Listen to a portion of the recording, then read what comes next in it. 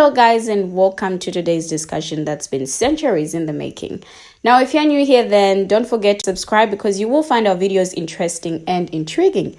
Give our videos a thumbs up by tapping on the like button, and feel free to be part of the conversation by sharing your thoughts, your views in the comment section down below. Now, today we'll be tackling a topic that is always sparking intense debate and passion whenever talked about: reparations for slavery and colonialism. Now, a recent video has surfaced featuring this palm color speaker who claims that Britain's obligation to pay reparations has long expired. Now, he argues that since Britain abolished slavery over 2 centuries ago, the rights of reparations got unalived along with the victims.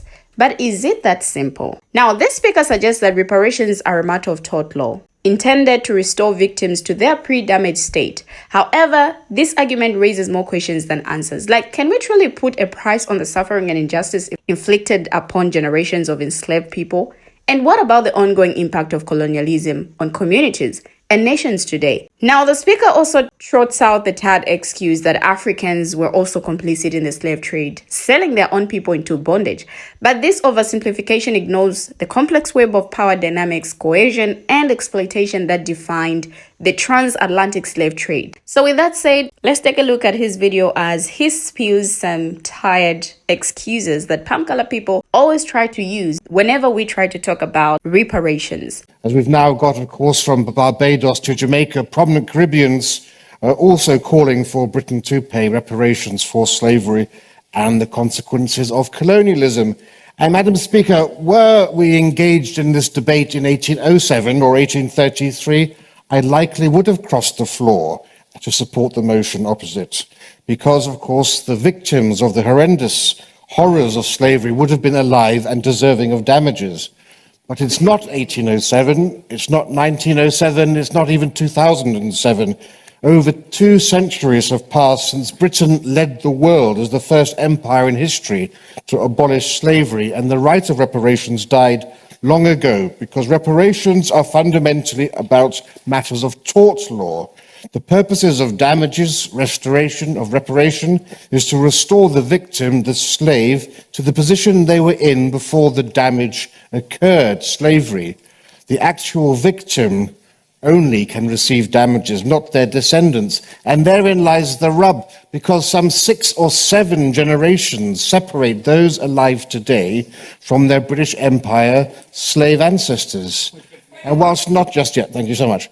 Whilst it's undeniable that 19th century slaves suffered unspeakable horrors, in what way can this lead one to conclude that their great-great-great-great-great-grandchildren are also victims and deserving of reparations too?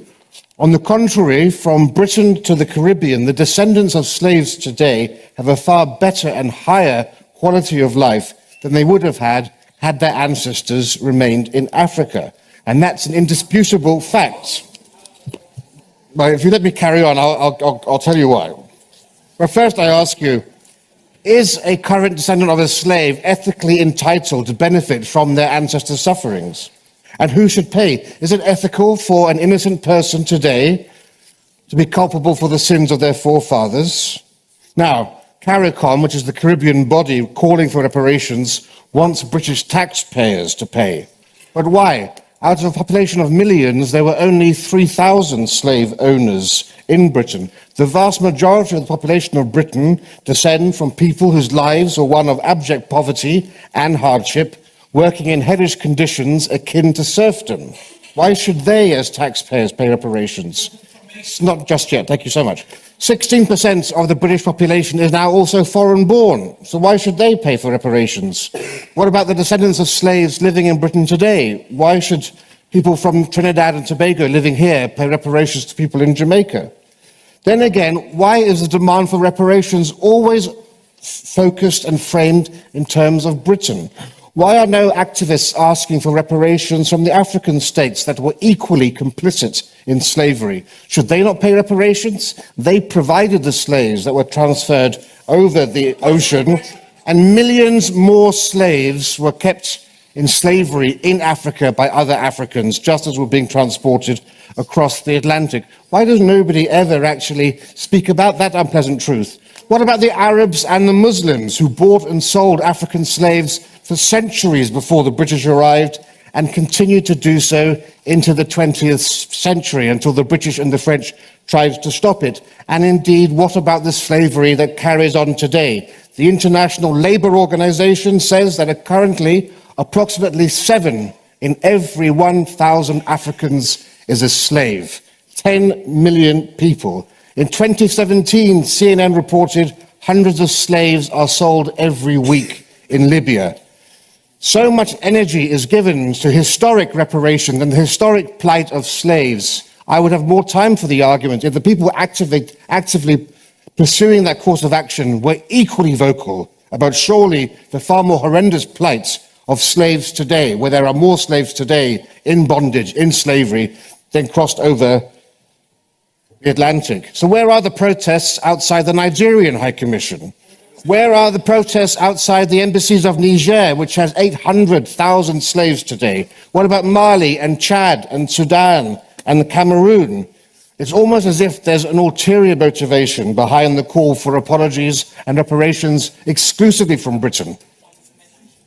And how far should we... No, I would love to, and normally I would, maybe a bit later on, but I'm getting into the swing of things now.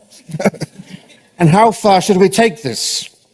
Should Britain seek reparations for the Barbary slaves?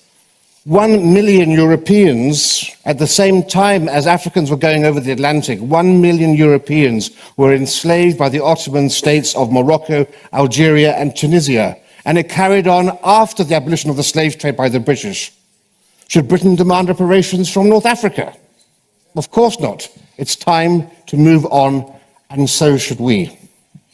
But let's turn away from slavery and expand our view to colonialism more broadly. What disadvantage has colonialism actually caused to those living in the former British colonies of the Caribbean? And disadvantage compared to whom? And this is to go back to the point that you asked. Most of the former colonies of the Caribbean are now successful middle-income countries. The GDP per head of the Bahamas is higher than Portugal and is comparable to Spain and Italy. You never hear that, do you?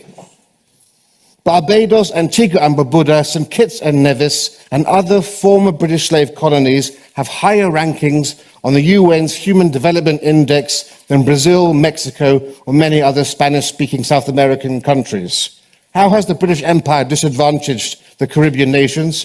It's not clear to me. But let's test this further, and let's go and look and compare the nations of the Caribbean with modern West Africa, the original homelands of Caribbean slaves, to see what life is like there. GDP per capita in Benin is $1,430.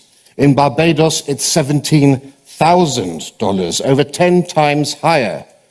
Life expectancy in Benin is 62, in Barbados it is 79. So rather than writing checks to well-off areas of the world, why not focus on countries and areas that are actually impoverished and require aid? Financial aid not attached to alleged attempts to cleanse one's soul. It can't be clearer. While slavery was abhorrent for those who were enslaved, had they stayed in Africa, the lives of their descendants today would be unquestionably worse. So what exactly actually is Britain being asked to pay reparations for? Because Britain wasn't the first empire in Africa, in India, in the Americas, but it was the most benign, and the benefits from it far exceed those, for example, of the Islamic and Indian empires that carved up India, of the Ashanti Empire, of the Dahomey Kingdom, and all of the hundreds and thousands of slaves that were ritually sacrificed every year in Benin. And the Benin Bronzes were mentioned. The Benin Bronzes commemorates those who actually owned slaves. So whilst on the one hand I can understand why you would protest Coulston's statue, why is there a celebration of the Benin Bronzes when they also commemorate slave owners? Yes, please. How do you account for things like the racialized wealth gap in Britain today and for the fact that England did pay reparations, but they paid it to slave owners to the tune of $21 billion by current estimations? And I find this argument very interesting. 40%, you're quite right, 40% of the budget was spent on freeing the slaves by paying off their owners. But the practical reality was the abolition of the slave trade would never have happened had it not been for that. Because of those 3,000 slave owners, for many of them, that was their only source of income and investment. and it would never have passed through Parliament. No, but one has to be factual and practical. If you want to abolish slavery, one has to compromise, and that was how it was done. The slave trade didn't fuel the Industrial Revolution. The slave trade was abolished far too early. Only 5% of GDP was allied with the slave trade.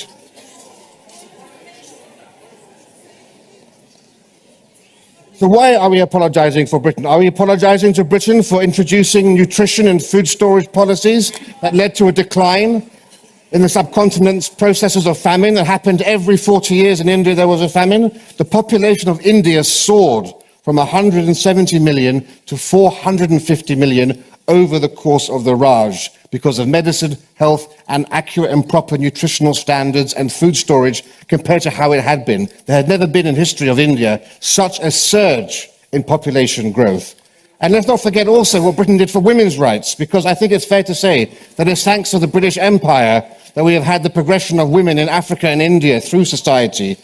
Because, of course, India's history is one of female oppression. It was the British who abolished suti, the burning of widows on the funeral pyre of their husbands. It was the British that stopped the infanticide of young girls. And it was the British who allowed Hindu widows to remarry. I'm sorry if you don't like the facts, but facts are actually facts. Universities were brought into Africa and India by the British.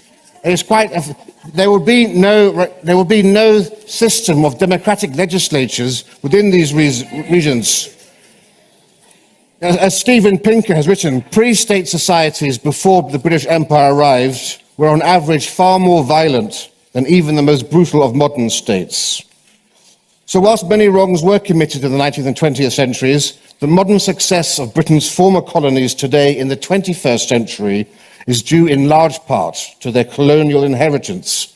The English language and the common law that enabled them to become global players, their civic institutions, the police, the military, the civil service, the judiciary, parliament, universities, every region of the world you go to, British colonies are the ones most likely to be the most developed, the wealthiest, and the most democratic. I therefore have no opposition in opposing tonight's motion, but I'd like to end by quoting the great black civil rights activist and socialist Bayard Rustin, a friend of Martin Luther King Jr.'s and posthumous recipient of the Presidential Medal of Freedom from Barack Obama, who said, "If my great-grandfather picked cotton for 50 years, then he may deserve some money. But he's dead and gone, and nobody owes me anything." To be honest, I never know how to react whenever I hear such people talking about reparations in this way or this manner, because I don't know if I should laugh. I don't know if I should, I don't know if I should call this ignorance or what, but this argument that the victims of slavery are the ones who deserve reparations and not their descendants is a tired excuse that has been used to avoid taking responsibility for the ongoing legacies of slavery and colonialism. Now, this line of thinking is not only historical, but it's also morally bankrupt. Okay, fine. If we're going to argue that the descendants of enslaved people don't deserve reparations because they weren't the direct victims of slavery, then we should also apply the same logic to the beneficiaries of slavery and colonialism, who are Pamkala people. Now, that means that Pamkala people who have continued to benefit from the wealth and privilege accumulated by their ancestors through slavery and colonialism should also not continue to benefit from it. Only then it will make sense. Because it's hypocrisy to argue that the descendants of enslaved people don't deserve reparations, while at the same time allowing the descendants of slave owners and colonizers to continue to reap the benefits of their ancestors' actions. If we're going to talk about individual responsibility and the idea that people should only be held accountable for their own actions, then we should apply that principle universally. The fact is, the legacy of slavery and colonialism continues to impact communities of color and Black people today. Systemic racism, we're talking about economic inequality and ongoing disparities in education, healthcare, and housing, which are all direct results of the historical injustices perpetrated against enslaved people and their descendants.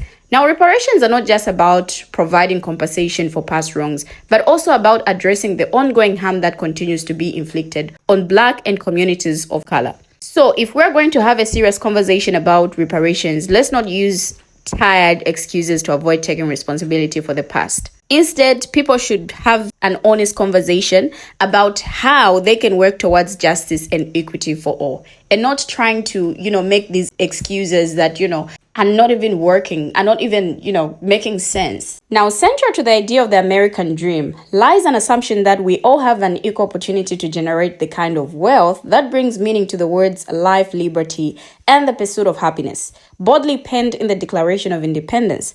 Now, the American dream portends that with hard work, a person can own a home, start a business, and grow a nest egg for generations to draw upon. Now, this belief, however, has been defied repeatedly by the United States government's own decrees that denied wealth building opportunities to Black Americans. Now, in 1860, over $3 billion was the value assigned to the physical bodies of enslaved Black Americans to be used as free labor and production. Now, this was more money than was invested in factories and railroads combined.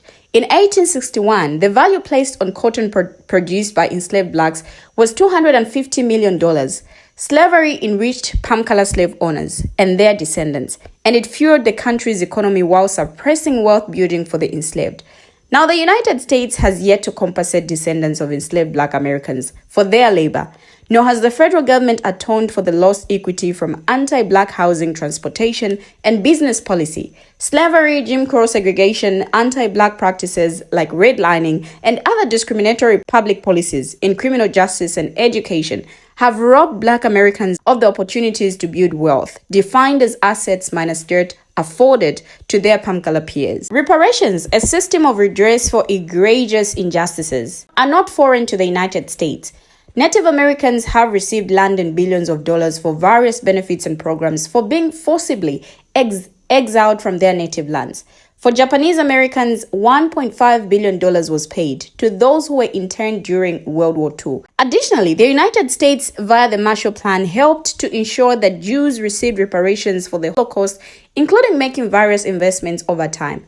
In 1952, West Germany agreed to pay 3.45 billion marks to Holocaust survivors. Now, Black Americans are the only group that has not received reparations for state-sanctioned racial discrimination, while slavery afforded some palm-color families the ability to accrue tremendous wealth. And we must note that American slavery was particularly brutal. About 15% of the enslaved sheep from Western Africa got unalived during transport. Now, the enslaved were regularly beaten and unalived for frivolous infractions. Slavery also disrupted families, as 1 in 3 marriages were split up and 1 in 5 children were separated from their parents. The case for reparations can be made on economic, social, and moral grounds. Now, the United States had multiple opportunities to atone for slavery, each a missed chance to make the American dream a reality, but has yet to undertake significant action, which they always find excuses to. Now, when we talk about the missed police opportunities to atone for slavery with reparations, the first major opportunity that the United States had and where it should have atoned for slavery was right after the Civil War. Union leaders, including General William Sherman, included that each Black family should receive 40 acres. Now, Sherman signed Field Order 15 and allocated 400,000 acres of confiscated Confederate land to Black families. And additionally, some families were to receive mules left over from the war, hence 40 acres and a mule. Yet after President Abraham Lincoln's unaliving, President Andrew Johnson reversed Field Order 15 and returned land back to former slave owners. Instead of giving Blacks the means to support themselves, the federal government empowered former enslavers. For example, in Washington, D.C., slave owners were actually paid reparations for lost property, the formerly enslaved. Now, this practice was also common in nearby states. Many Black Americans with limited work options returned as sharecroppers to till the same land for the very slave owners to whom they were once enslaved. Slave owners not only made money off the chattel enslavement of Black Americans, but they then made money multiple times over off the land that formerly enslaved had no choice but to work. Now, from this, we can actually see that the resistance to providing reparations to Black people is not a new phenomenon. In fact, it's a pattern that dates back to the aftermath of the Civil War. When the United States had the perfect opportunity to atone for the horrors of slavery, it chose instead to prioritize the interest of former slave owners over those of the enslaved. And now they're saying that generations have passed and now the descendants of slaves don't deserve reparations. Clearly, the legacy of this resistance to reparations continues to this day. The fact that the United States has never provided meaningful reparations to Black Americans for the crimes of slavery and Jim Crow is a reminder of the ongoing struggle for racial justice and equality in this country. We have finally come to the end of the video, but what do my viewers have to say? Share your thoughts, your views as well in the comment section, and let's have a conversation there. Thank you for always watching, and see you in our next video as we bring you another interesting video.